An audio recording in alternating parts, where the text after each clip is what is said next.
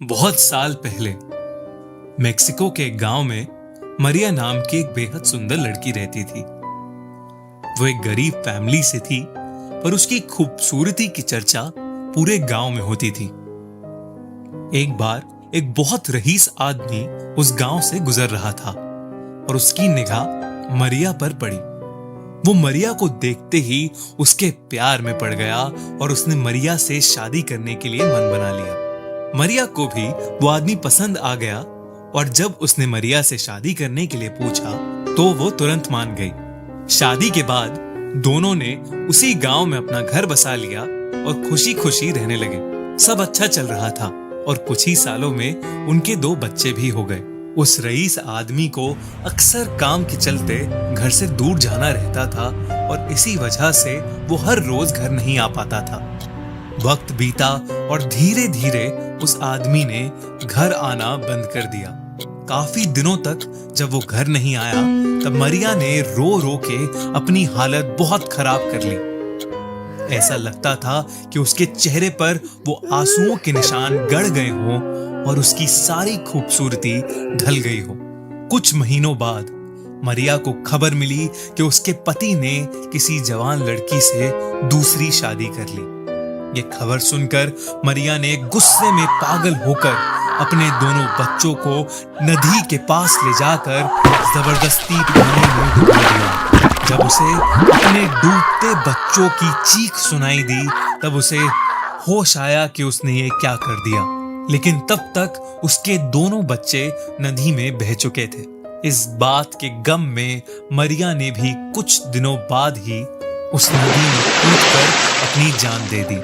कहते हैं कि जब वो स्वर्ग के दरवाजे पर पहुंची तो उसे अंदर नहीं घुसने दिया और उससे कहा गया कि जब तक वो अपने बच्चों को ढूंढ नहीं लेती तब तक उसे मुक्ति नहीं मिलेगी। तब से मरिया मरे हुए और जिंदा लोगों की दुनिया के बीच में फंसकर अपने दोनों बच्चों की तलाश में यहाँ से वहां भटकती रहती है और उनके लिए रोती रहती है। ऐसी बहुत सारी कहानियों की माने तो जहां कहीं भी समुद्र होता है वहां देर रात मरिया के रोने की जोर जोर से आवाजें आती हैं और इसीलिए लोग उसे ला लोरोना या वीपिंग वुमेन बुलाते हैं।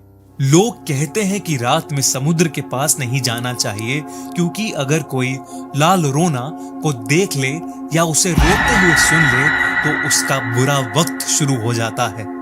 इतना ही नहीं, उस इंसान की डरावनी मौत भी हो सकती है। और तो और अगर कोई बच्चा भूल के भी उसका रोना सुन ले तो वो उसे अपना बच्चा समझ के अपने साथ ले जाती है। वो पहले उससे माफी मांगती है, पर जब उसे पता चलता है कि वो उसका बच्चा नहीं है तो वो उसे समुद्र में डुबोकर मार देती है। एक ऐसा ही किस्सा मेक्सिको में रह रहे पेड्रो के साथ हुआ। एक बार वो और उसका छोटा भाई देर रात तक फुटबॉल खेल रहे थे और उनकी बॉल घर के पास वाली नदी में चली गई। वो दोनों बॉल लेने के लिए नदी के पास गए। तभी अचानक उन्हें किसी औरत के रोने की आवाज आने लगी।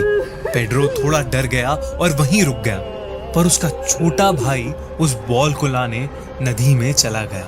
पेड्रो ने देखा कि उस नदी से सफेद गाउन में एक औरत निकल कर आ रही है और देखते ही देखते वो उसके भाई के पीछे आकर खड़ी हो गई। उस औरत ने पेड्रो के भाई को अपनी गोद में उठाया और उसे लेकर पानी के अंदर चली गई। पेड्रो ने घबराकर अपने भाई का नाम चिल्लाया, पर वहां कोई नहीं आया। तभी अचानक वो औरत पेड्रो के सामने आई और उसे पानी की तरफ तेजी से खींचा। वो घसीटता हुआ नदी के पास जा रहा था, लेकिन किसी तरह उसने उस औरत के हाथ पर जोर से एक पत्थर मारा और वहां से भाग निकला।